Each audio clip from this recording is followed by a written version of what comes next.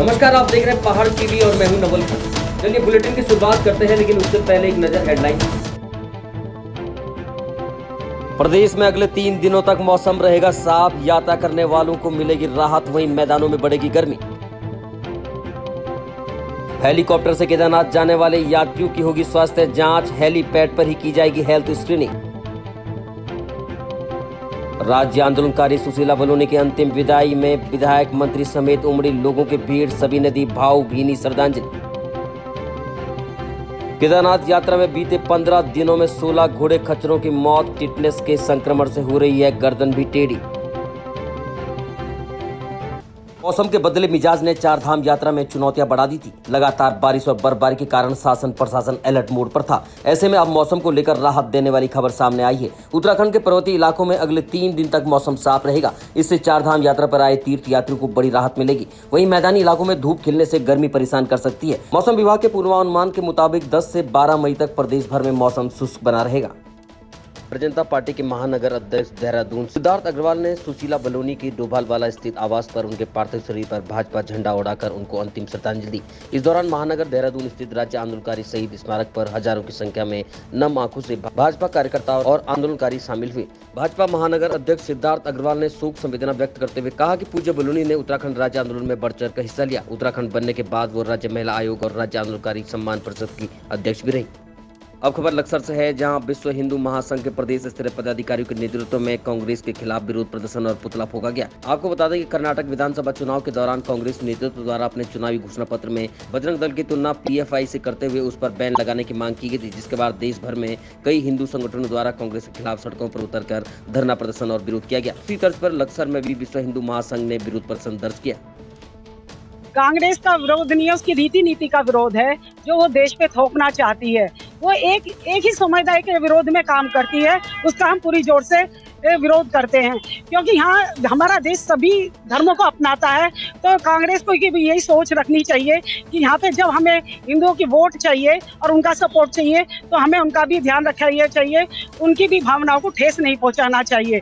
और हम हमेशा जो हिंदू धर्म के विरोध में होंगे, कोई भी संगठन हो, हम हमेशा उसका विरोध करेंगे। और हम ये कहेंगे संगठन कर्नाटक के लोगों को कि आप जो वोट डालें वो ये सोचकर डालें कि सिर्फ कांग्रेस पार्टी एक ऐसी पार्टी है जो धर्म विरोधी कार्य करती है, हमें इसे रोकना चाहिए, अपनी वोट से उन पर चोट करनी चाहिए। हमारा विरोध ये, मैं जैसा कि कह रहा हूँ, 70 सालों से भारतवर्ष में ऐसा विरोध कर दिया है कांग्रेस ने मुस्लिम को आगे बढ़ाने का। हम किसी के विरोधी नहीं है, पर हम नहीं चाहते हमारे हिंदू या हिंदुत्व पर घात हो, उसके विरोध में कोई काम करें। आज देखा जा रहा है जो भी संगठन हिंदुत्व के लिए काम कर रहे हैं, प्रचार प्रसार के लिए काम कर रहे हैं, उसके विरोध में कांग्रेस और उसके समांतर दल खड़े हो जाते हैं।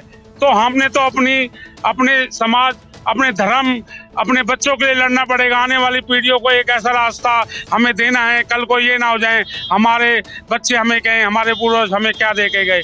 तो हम तो जो हिंदुत्व का विरोध करेंगे उसके लिए हमेशा खड़े।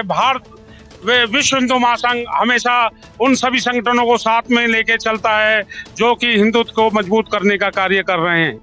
उत्तराखंड हाईकोर्ट में एक अजब गजब मामला सामने आया है। आपको बता दें कि हरिद्वार की एक युवती ने पिरान कलियर में नमाज पढ़ने के लिए पुलिस सुरक्षा दिलाए जाने को लेकर याचिका दायर की है। बीते मंगलवार को वरिष्ठ न्यायमूर्ति मनोज कुमार तिवारी और न्यायमूर्ति पंकज पुरोहित की खंडपीठ ने सुनवाई करते हुए याचिकाकर्ता के अनुरोध पर अगली सुनवाई 11 मई को नियत की है। आपको बता दें कि मध्य प्रदेश की रहने वाली हिंदू लड़की और अन्य समुदाय से जुड़ा युवक एक साथ नौकरी करते हैं। उन्होंने नमाज पढ़ते समय कुछ संगठनों से खुद को खतरा बताया है। हरिद्वार की रहने वाली युवती ने याचिका में कहा है कि वो हिंदू धर्म की अनुयायी है और बिना किसी डर, आर्थिक लाभ और भय या दबाव के पिरान कलियर में इबादत करना चाहती है। नगर पालिका डोईवाला के पंजीकृत ठेकेदारों ने सभासद मनीष धीमान के नेतृत्व में नगर पालिका प्रशासन के खिलाफ रोष प्रकट करते हुए प्रशासन अधिकारी को ज्ञापन सौंपा। पूर्व में नगर पालिका द्वारा तमाम ठेकेदारों से कराए गए कार्यों के भुगतान की मांग को लेकर ये ज्ञापन सौंपा गया। उन्होंने कहा कि नगर पालिका के जेई ने पूर्व में कई कार्य कराए थे, अब नगर पालिका प्रशासन भुगतान नहीं करवा रहा है, जिस कारण ठेकेदारों के सामने आर्थिकी का संकट गहरा गया है। आप पिछले 3-4 वर्षों से अगर देखें, एक बड़ी समस्या उत्पन्न हो रही है। ठेकेदारों ने जिन्होंने नगर पालिका में निर्माण कार्य किए हैं, चाहे वो रोड हो, चाहे नाली हो, चाहे जो भी निर्माण इन्होंने किए हैं, उनको आज तक पेमेंट नहीं दी गई है। वर्ष 2020-21 और 19-20 की जो पेमेंट है, आज वो भी पेमेंट इनको आवंटित नहीं हो पा रही है। आगे जो इन लोगों ने काम किया उनकी क्या गारंटी पैसा कब मिलेगा। अब आप एक चीज़ देखें, यहाँ पे कई ठेकेदार बेचारे ऐसे हैं जो बिल्कुल सामान्य परिवार के ठेकेदार हैं और कर्ज लेकर अपने यहाँ पे काम करते हैं नगर पालिका में, उस कर्ज को उतारते हैं जब पैसे मिल जाते हैं। अब आज इनको पेमेंट ही नहीं मिल पा रही है, कब तो लोगों के कर्ज उतारेंगे, कब अपने परिवार को चलाने के लिए अपनी गुजारिश जो भी कर्ज इनके ले रखे हैं या जितनी भी समस्याएं हैं वो कैसे निस्तारण करेंगे। खबर उधम सिंह नगर जिले से है, जहां थाना फूल भट्टा पुलिस ने लाखों की टायर ठगी के मामले में 3 आरोपियों को गिरफ्तार कर लिया है। इस मामले का खुलासा एसएसपी उधम सिंह नगर मंजूनाथ टीसी ने थाना फूल भट्टा में किया। इस मामले में पुलिस के द्वारा आरोपियों के कब्जे से 8 लाख रुपए के 16 टायर बरामद किए गए। आरोपियों के खिलाफ विभिन्न धाराओं में मुकदमा दर्ज करते हुए आरोपियों को न्यायिक हिरासत में जेल भेज दिया गया है। का निर्देश रहता है कि अपराध मुक्त उत्तराखंड बनाना है। इस दिशा में हम लगातार काम करते रहते हैं। आज जनपद उधम सिंह नगर में फुलबट्टा पुलिस को कमलेश भट्ट एसओ के नेतृत्व में बहुत अच्छी आपका सफलता हासिल हुआ है। एक ब्लफ मास्टर बेसिकली कबूतरबाजी की बड़ा गिरोह का हमने पर्दाफाश किया है। ये क्या करते थे, पूरे जनपद में अलग अलग जगहों पर टायर की व्यापारियों से अच्छे से मीठे बोलकर मोटी मात्रा में लाखों रुपए की टायर की कीमती टायरों को ले लेते थे, फिर पैसा नहीं देते थे, उस इलाके से गायब हो जाते थे। इन सब का सरगना है एक व्यक्ति जो एसी का काम करता है रुद्रपुर में। वो इन लोगों से 2 लोग हैं, ये टायर की चूना चप्पत लगाने वाले आदमी जो चूना चप्पत लगाते थे, कबूतरबाजी करते थे। और तीसरा आदमी था जो सरगना है, वो इनसे औने पौने दाम पे ले लेता था और कहने को तो वो एसी का काम करता था रुद्रपुर में, परंतु इसको औने पौने दाम पे लेकर और बाद में भारी मात्रा में प्रॉफिट में वो आगे बेचता था। इस प्रकार जो है व्यवस्थित रूप से एक संगठित गिरोह बन गए थे। 2 आदमी ठगते थे पूरे जनपद में और जो है तीसरा आदमी उसको इकट्ठा करके बेचता था। तो इस गिरोह का संपूर्ण 3 लोगों का पर्दाफाश करा है, 3 लोगों को गिरफ्तार कर दिया है। और जो रुद्रपुर का जो आदमी है जो एसी का काम करता था और वो ये टायरों का ठिकाना लगाता था थोक के भाव में लेकर, उसके बाद आगे ठिकाना लगाता, उसकी निशानदेही में 16 टायरें बरामद हुई है, लगभग 9 लाख रुपए का। बड़े बड़े टायर होते हैं ये। इसके अलावा भी हमें सूचना आ रहा है कि हल्द्वानी, नैनीताल, लाल कुआं और इवन उधम सिंह नगर के ही अलग अलग जगहों पे भारी मात्रा में लोग काफ़ी व्यापारियों से और ठगे हैं करके। मैं मैसेज देना चाहता हूँ, अगर आप इस जनपद में व्यापारियों से इस प्रकार से ठगते हैं तो हम जो है नहीं छोड़ेंगे। हमारा पुलिस जो है इसको पर्दाफाश करेंगी।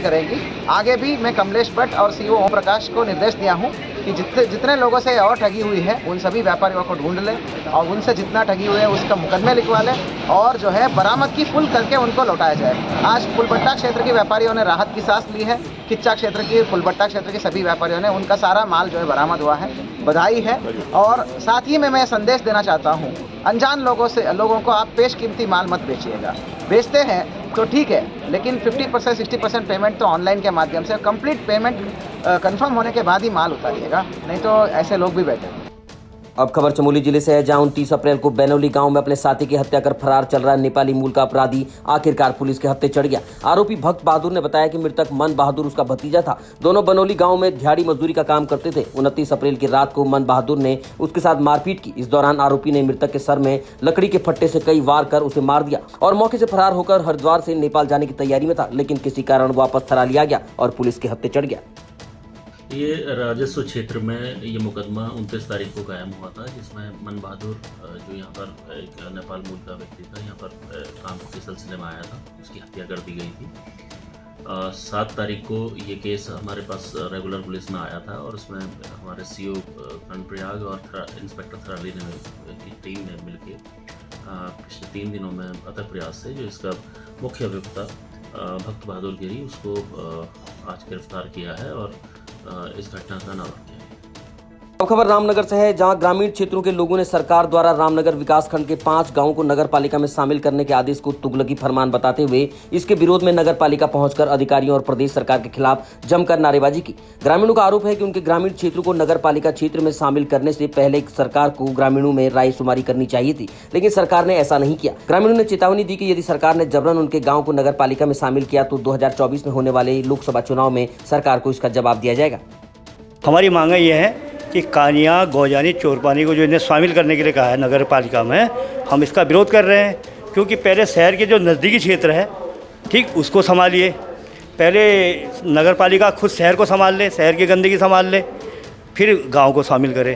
ठीक, ये हमारी मांग है कि कानिया, गौजानी, चोरपानी को इसमें शामिल ना किया जाए। यदि अगर मांग पूरी नहीं होती तो ग्रामीणों को क्या? तो हम इस आज तो छोटा सा हमारा एक आंदोलन है, तो हम इससे अति उग्र आंदोलन करेंगे। ठीक, इसका खामियाजा नगर पालिका को भुगतना पड़ेगा, उत्तराखंड सरकार को भुगतना पड़ेगा। मेरा नाम दीपचंद पांडे है, मैं कानिया से प्रधान हूँ। और ये जो हमारा विरोध है ये हमारे जो ग्राम सभाओं को नगर पालिका में इन्होंने शामिल करने का वो बनाया है, तो ना ही इन्होंने ग्रामवासियों से बात की, ना ही ग्रामवासियों के जो प्रतिनिधि हैं, ग्राम प्रधान, उप प्रधान, बीटीसी मेंबर, किसी से नहीं, एक तुगलकी फरमान इन्होंने जनता के ऊपर, ग्रामीणों के ऊपर थोप दिया। इनका सिर्फ एक ही मकसद है कि अपनी राजनीति को बढ़ाना। और मैं आज हमारे सांकेतिक प्रदर्शन है और अगली बार को इससे उग्र प्रदर्शन होगा। अगर इसमें कुछ होगा तो इसमें नगर पालिका और यहाँ के राजनेता लोग जिम्मेदार रहेंगे। तो चुनाव नज़दीक है, तो अगर सरकार मांग पूरी नहीं करती है तो ग्रामीणों को क्या? वो तो आने वाला समय बताएगा कि क्या वो होगा। अभी हम ईओ साहब को ज्ञापन दे रहे हैं, ईओ साहब से हमें क्या आश्वासन मिलता है, तो इसके बाद हम आगे की रणनीति बनाएंगे। उत्तराखंड की पहली राज्य आंदोलनकारी महिला सुशीला बलूनी का बीते दिनों हार्ट अटैक से निधन हो गया, जिसके बाद पूरे प्रदेश में शोक की लहर है। वहीं आपको बता दें कि सुशीला बलूनी के पार्थिव शरीर को हरिद्वार ले जाया गया, जहां खड़खड़ी शमशान घाट में पूर्ण राज के सम्मान के साथ उनका अंतिम संस्कार किया गया। सुशीला बलूनी को मुखाग्नि देने के बाद उनके पुत्र संजय ने कहा कि पूरा राज्य इससे दुखी। उन्होंने कहा कि राज्य आंदोलनकारियों के सपने का राज्य अभी तक नहीं बन पाया है, लेकिन प्रयास अभी भी जारी है। इस मौके पर उन्होंने उत्तराखंड के पड़ोसी राज्य हिमाचल का उदाहरण देते हुए कहा, अगर वहाँ पेपर लीक होता है तो सरकार उसकी जाँच सीबीआई को सौंप देती है, लेकिन यहाँ पर ऐसा नहीं होता। इसको ठीक करने के लिए राज्य के सिस्टम को ठीक करना होगा। अब खबर नैनीताल जिले से है, जहां बेताल घाट क्षेत्र के कोसी घाटी क्षेत्र में प्रशासन और खनन विभाग की संयुक्त टीम ने ताबड़तोड़ छापेमारी का अभियान चलाया और उप खनिज पट्टों पर अनियमितता मिलने पर जुर्माना भी लगाया। वहीं 3 डंपरों पर एमबी एक्ट में चालान किया गया। वहीं 2 लोडर मशीनों पर अर्थदंड की कार्रवाई की गई। आपको बता दें कि पहाड़ टीवी लगातार बेताल घाट में हो रहे अवैध खनन को लेकर खबरें करता रहा है। मंगलवार को उप जिलाधिकारी पारितोष वर्मा की अगुवाई में प्रशासन, पुलिस और खनन विभाग की टीम ने बेताल घाट क्षेत्र में ताबड़तोड़ छापेमारी का अभियान चलाया। एकाएक चले अभियान से हड़कंप मच गया। आपको बता दें कि ग्रामीणों का कहना है कि यहाँ पर स्वीकृत जगहों पर खनन पट्टे की बजाय कहीं और खनन पट्टा लगाया गया है। वहीं रात दिन अवैध खनन हो रहा है, जिसकी वजह से लाखों का राजस्व का नुकसान भी सरकार को भुगतना पड़ रहा है। खबर चमोली से है, जहां शहीद भवानी दत्त स्मारक इंटर कॉलेज के छात्र छात्राओं ने गंगा संरक्षण जन जागरूकता अभियान के तहत रैली निकाली। रैली को जिला पंचायत सदस्य देवी जोशी और विद्यालय के प्रधानाचार्य दिगपाल गढ़िया ने हरी झंडी दिखाकर रवाना किया। प्रधानाचार्य दिगपाल गढ़िया ने बताया कि राष्ट्रीय स्वच्छ गंगा मिशन और जल शक्ति मंत्रालय भारत सरकार के तत्वाधान में राष्ट्रीय नदी गंगा और सहायक नदियों के सस्ता संरक्षण के प्रति जनता में व्यापक रूप से जागरूकता के लिए 3 मई से विश्व पर्यावरण दिवस 5 जून तक बड़े स्तर पर जन अभियान चलाया जाएगा। नदी गंगा एवं इसकी सहायक नदियों को स्वच्छ एवं संरक्षण के प्रति जनमानस में जागरूकता के दृष्टिगत नमामि गंगे कार्यक्रम के तहत शहीद भवानी दत्त इंटर कॉलेज चेपलू के छात्र छात्राओं ने एक जन जागरूकता रैली निकाली। राष्ट्रीय स्वच्छ गंगा मिशन NMCG एवं जल शक्ति मंत्रालय भारत सरकार के तत्वाधान में राष्ट्रीय नदी गंगा एवं इसकी सहायक नदियों की स्वच्छता एवं संरक्षण के प्रति जनमानस में व्यापक जागरूकता के दृष्टिगत दिनांक 3 मई 2023 से विश्व पर्यावरण दिवस 5 जून 2023 तक बड़े पैमाने पर जन आंदोलन आउटरीच गतिविधियों हेतु मिशन लाइफ अभियान का आयोजन किया जा रहा है। मिशन लाइफ अभियान कार्यक्रम के अंतर्गत सांस्कृतिक कार्यक्रम, घाट पर योगा, गंगा मैराथन, नुक्कड़ नाटक, स्किट को 8 मई से 12 मई तक गंगा नदी एवं उसकी सहायक नदियों के किनारे बसे हुए विद्यालयों में छात्र छात्राओं के द्वारा जन जागरूकता अभियान के तहत संचालित किया जाना है। इसी के क्रम में आज हमारे विद्यालय शहीद भवानी दत्त इंटर कॉलेज चेपलू के छात्र छात्राओं ने विद्यालय परिसर से एक जन जागरूकता रैली का आयोजन किया। इस रैली को जिला पंचायत सदस्य श्री देव प्रसाद जोशी एवं स्वयं विद्यालय के प्रधानाचार्य ने हरी झंडी दिखाकर रवाना किया।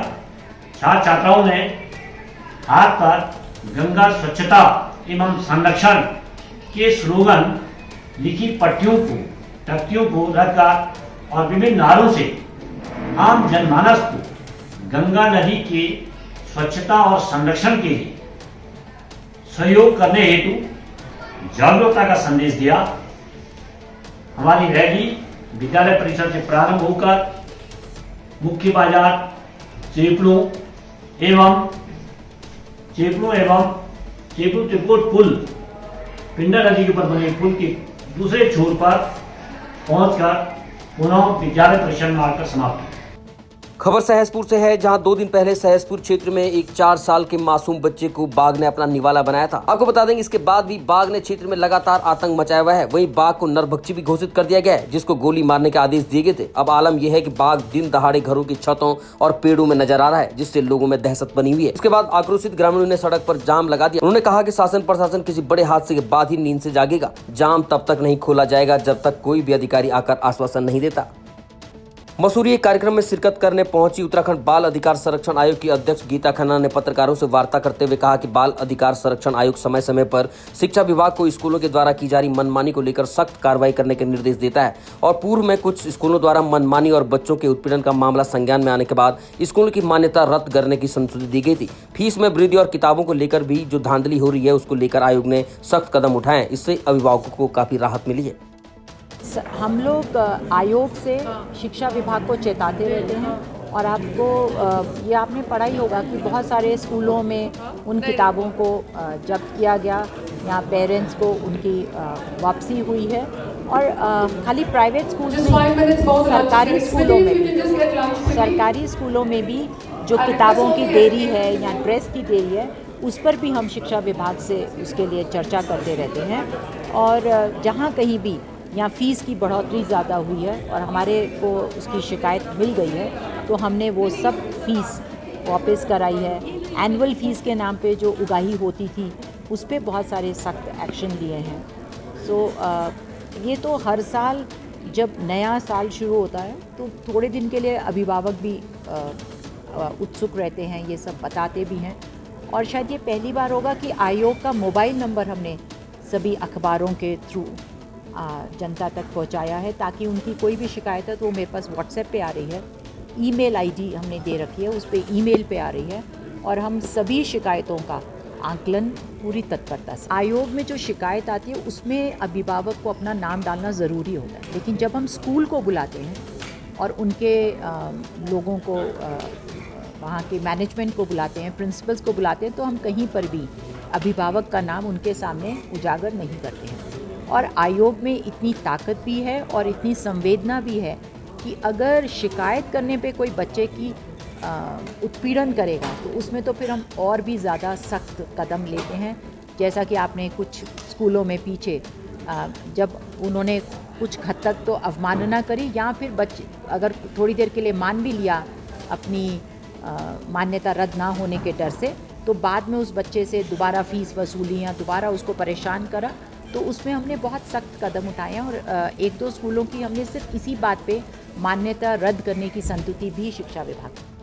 खबर काला ढूंगी से है, जहां रामनगर हल्द्वानी मोटर मार्ग पर बैलपड़ाव कोटाबाग चौराहे पर एक दर्दनाक सड़क हादसा हो गया, जिसमें बाइक सवार जसपुर और काशीपुर निवासी ट्रक से भिड़ गए। टक्कर इतनी तेज थी कि दोनों बाइक सवार मुख्य सड़क से काफी दूर जाकर छिड़क गए। दरअसल कोटाबाग से बैलपड़ाव की तरफ एक तेज रफ्तार ट्रक आ रहा था। प्रत्यक्षदर्शियों के मुताबिक दोनों ही बाइक सवारों की हालत नाजुक है। दोनों घायलों को हायर सेंटर रामनगर के लिए रेफर कर दिया गया है। बैलपड़ाव चौकी पुलिस ने मौके पर पहुंचकर कारणों की जाँच कर रही है। काला ढूंगी थाने की बैलपड़ाव चौकी की ये दर्दनाक घटना है।